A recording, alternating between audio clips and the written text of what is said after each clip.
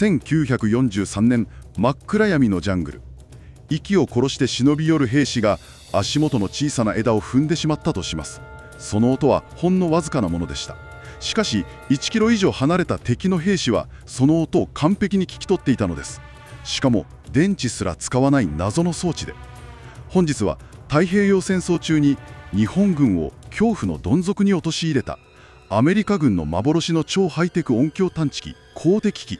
その正体と裏に隠された日米の巨大なギャップについてじっくりと深く掘り下げていきます。見どころはその正体が圧倒的な工業力の産物ではなく、名もなき歩兵たちの絶対に壊れない泥臭い生存の知恵であったという衝撃の事実です。もし今回の動画を楽しんでいただけましたら、高評価とハイプをお願いします。また最新の動画をお見逃しないようにチャンネル登録もお願いします。皆さんは太平洋戦争における日本軍の戦い方というとどういうイメージを持っていますか？そうですね、やはり夜の暗闇に紛れて突撃する切り込みとか野襲ですよね。特に太平洋戦争においてアメリカ軍の圧倒的な物量とか凄まじい火力を前にした時、日本軍にはまともな対抗手段がほとんど残されていなかったんです。昼間に正面からぶつかってももう火力の差で圧倒されちゃうってことですよね。はい、その通りです。そこで日本軍が唯一の頼みの綱としていたのが暗闇に紛れて敵の陣地に向かう夜襲、つまり夜間の発兵戦でした。これなら火力の差を無効化できると考えたわけですね。しかしですね、アメリカ軍はなぜかその夜の突撃をまるで手に取るように見透かして封じ込めてしまったんですよ。なるほど。そこで登場するのが先ほどの謎の装置、光敵機ですね。その通りです。日本軍からすれば完璧に闇に紛れたはずなのに、敵には自分たちの動きがまるで手に取るように分かっている。そして見えないところから的確な集中砲火を浴びせられるわけですからね。当時の兵士たちがどれほど絶望的な恐怖を感じていたか、まずはそこから見ていきたいんですが。フィリピンで砲兵将校として戦った作家の山本七平さんという方がいまして、はい、山本七平さん。彼は1987年に出版された本の中でこの光敵機の恐怖について極めて具体的に書き残しています。ほうほう。夜になると彼らは必ず安全な位置に下がり、最前線に光敵機、第二線に赤外線遮断装置を置く。光敵機は精巧な集音マイクロフォンで忍び寄る切り込み体をまず音で捉えて大体の位置を知り、赤外線遮断装置にかかったところで集中射を浴びせる。うわー、センサーを二重に張り巡らせているわけですね。続きがあります。それまでの数日の偵察でジャングルに覆われた稜線伝いに敵の背後に出、ある地点の絶壁に近い斜面を降りて下の竹林を通過すれば、不思議にそこには光敵機も赤外線遮断装置も設置されておらず、白の陣地に近づくうることを我々は知っていた。なるほど。ハイテク防衛線の盲点を見つけたんですね。そこから一気に奇襲をかけたんですか？そう思いますよね。でも襲撃は失敗だった。敵も去るもの、そこは切り込み隊を罠に誘導する誘いの隙だったらしい。うわー、わざと開けていたと。はい。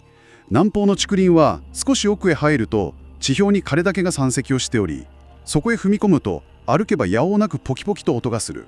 アメリカ軍は日本軍が巧みにセンサーを避けてくることを見越してわざと抜け道を作って重機関銃の照準をそこに合わせ待ち構えていたんです。いやー、わざと機械を置かないことが最大の罠になっている。これものすごい心理戦ですよね。まさに心理戦です。ただの自然の地形を使っているだけではなくて、敵がハイテク機械をかいくぐったぞって安心する状況をわざと作り出しているわけじゃないですか。日本軍の切り込み隊は懸命に偵察を重ねて、ここならセンサーがないと喜んだはずですよね。きっとそう思ったはずです。でも実はそれこそがアメリカ軍の描いたシナリオ通りだった。その時の心理的ダメージって本当に計り知れないですね。ですよね。自分たちの行動は全てお見通しだと思わされる精神的な消耗は戦場においては致命的ですから。確かにそうですね。だからこそ日本軍の中枢部もこれを前線の単なる重さ話として片付けずに重大な脅威として本格的な対策に乗り出しました。組織として動いたわけですね。マニュアルを作ったとか。1944年9月に陸軍教育総監部が夜間攻撃の参考という公式マニュアルを発行しています。そこで公的機の種類や戦術、さらにはそれをどうやって排除するかという手順まで全軍に徹底して教え込もうとしました。つまり日本の軍中枢が公式に認める実在のハイテク兵器だったということですよね。でもここからが今回の最大の謎なんですよね。はい、そこが面白いところです。自国の兵士の命をそれだけ救って敵の野手を完璧に封じ込めた画期的な新システムなら、アメリカ軍は戦後の公式な記録とか戦史で大々的に自慢するはずじゃないですか。普通はそう思いますよね。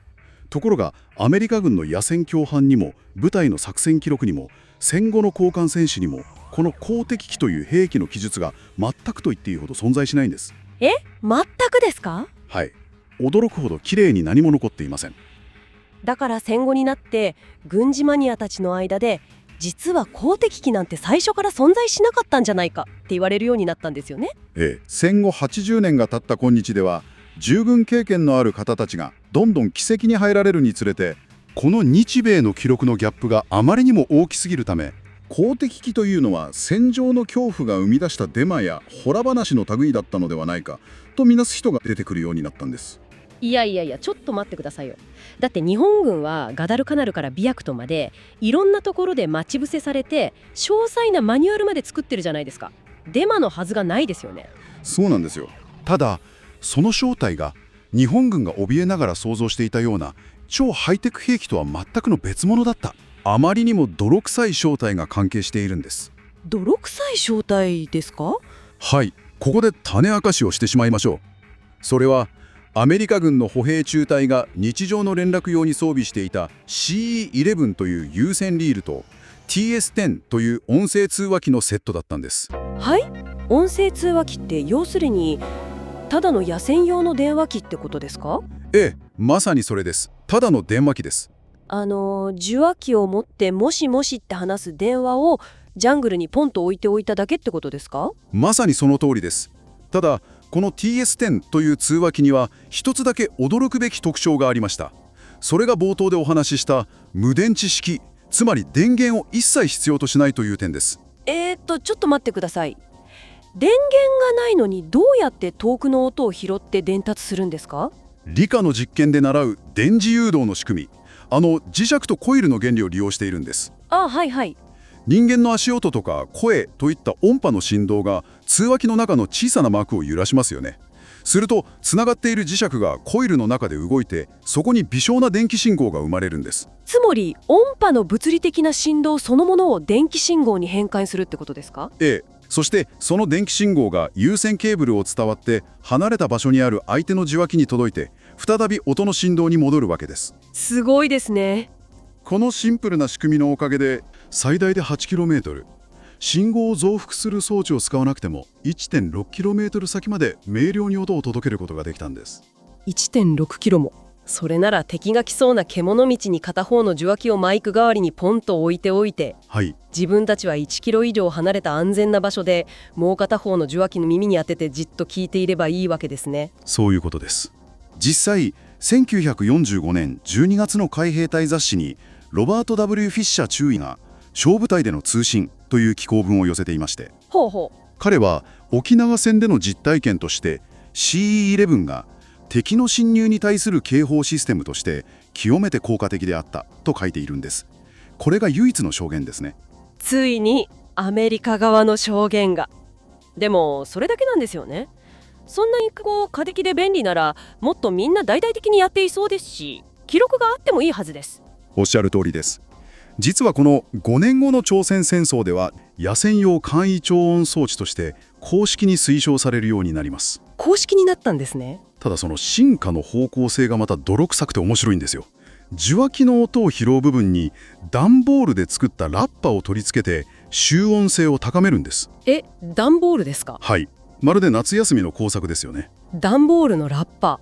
日本軍が恐れおののろいた魔法のハイテク兵器の正体が電池なしの電話機と段ボールですか？ええ。でもそれで実際にどのくらい聞こえたんですか？これがまた驚きの結果なんですが、テストでは段ボールのラッパーをつけただけで18メートル先のライフルのカチャッというわずかな操作音まで拾えたそうです。18メートル先のライフルの音をですか？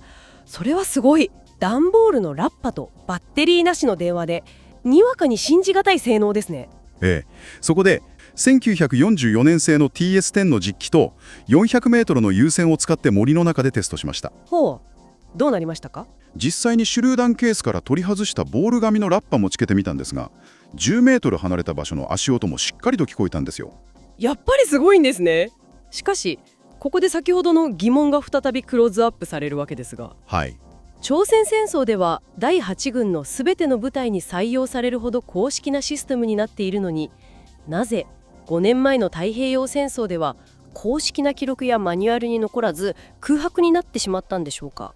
そこがこのエピソードの非常に興味深いポイントですね。その背景にはアメリカ軍という巨大な組織ならではの官僚主義の壁が立ちはだかっていました。官僚主義ですか？当時のアメリカ軍の通信機材はシグナルコープス、通信課という部門によって極めて厳格に管理されていたんです。はい。彼らの絶対的な大原則、それは通信機材を絶対に敵に奪われてはならないというものでした。武器を奪われるのとはわけが違うんでしょうか？全く違います。例えば戦車や大砲を奪われたとしても、敵の火力が局地的に少し増えるだけですよね。確かに。しかし、部隊の神経系を構成する通信機材を奪われたらどうなるか。なるほど。自分たちの暗号や部隊の配置、作戦のすべてが敵に筒抜けになる可能性があるということですか？その通りです。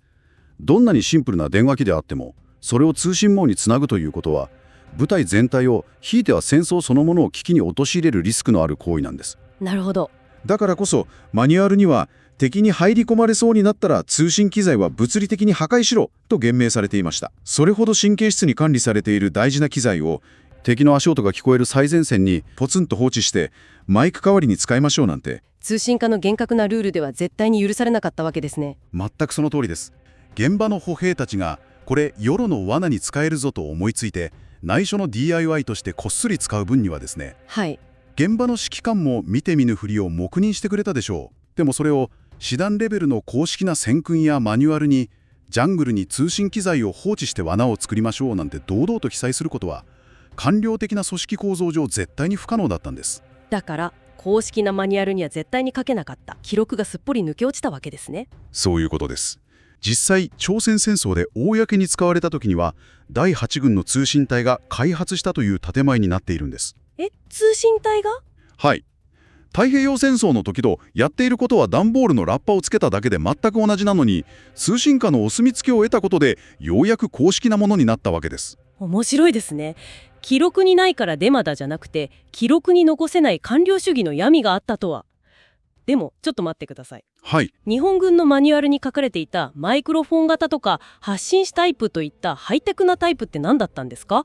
あれは日本軍の勘違いだったんですか？全てが勘違いというわけではありません。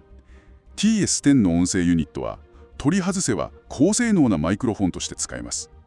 実際に空き缶の中に入れて設置したものについての日本軍の報告があります。また地中埋没式の T21 という超音機材もありました。じゃあその夢のハイテクである発信子タイプもアメリカ軍が秘密裏に使っていたんですか？いいえ、ここがこの話の最大の皮肉なんですが、そのタイプの公的機器を真面目に開発していたのはアメリカ軍ではなく日本軍自身だったんです。へえ、日本軍がですか？はい。日本軍はすでに1938年という早い段階で簡易公的機なるものを正式採用するなど真面目に開発を続けていました。そうだったんですね。しかし残念ながら日本軍にはそのようなハイテク機器を量産して前線の部隊にくまなく配備するだけの工業力がありませんでした。なるほど。全てがつながりましたよ。はい。密林の暗闇での戦いがアメリカ軍に対して唯一の勝ち目だった日本軍にとって、暗闇で自分たちのわずかな足音を拾い正確に攻撃してくるアメリカ軍のシステムは絶対に超ハイテクの兵器でなければならなかった。その通りです。自分たちが必死に開発しているけども配備すらできない。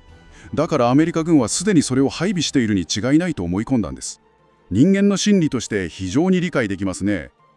実態は現場の兵士が電話機を通信隊に内緒でうまく使ったという究極の泥臭いやり方だったのにです。極限状態のストレスがただの電話機を無敵の怪物に変えてしまったと。そしてこの歴史の物語にはさらに強烈な皮肉な続きがあるんです。まだあるんですか？時代がずっと下ってベトナム戦争の時、アメリカ軍は航空機からジャングルにばらまく数百万ドルもする本物のハイテク音響センサーをついに投入しました。かつて日本軍が想像したようなまさに夢のハイテク兵器ですね。はい、ついに本物の魔法が登場したわけです。で、結果はどうだったと思いますか？ベトナムのジャングルですよね。無敵の強さを発揮したんじゃないですか？いえ、ジャングルの強烈な湿気とかスコール、そういった過酷な環境によってその数百万ドルのハイテク機器はあっけなく次々と故障して使い物にならなくなりました。そうなんですか。結局彼らが最も信頼したのは TS10 の後継となるアナログな無電源電話だったそうです。うわー、なんというオチですか。圧倒的なテクノロジーや予算よりも名もなき歩兵たちの泥にまみれても絶対に壊れないアナログで泥臭い知恵が最終的には一番強かったんですね。はい、極限状況で最後に頼りになるのは案外身の回りにある枯れた技術と現場の人間たちの泥臭い工夫なのかもしれません。見えないものに対しての恐怖が相手の力を実体以上に大きく見せてしまう。それは1943年のジャングルでも現代の社会でも全く同じですね。そうですね。もし今回の動画を楽しんでいただけましたら高評価とハイプをお願いします。また最新の動画をお見逃しになさないようにチャンネル登録もお願いします。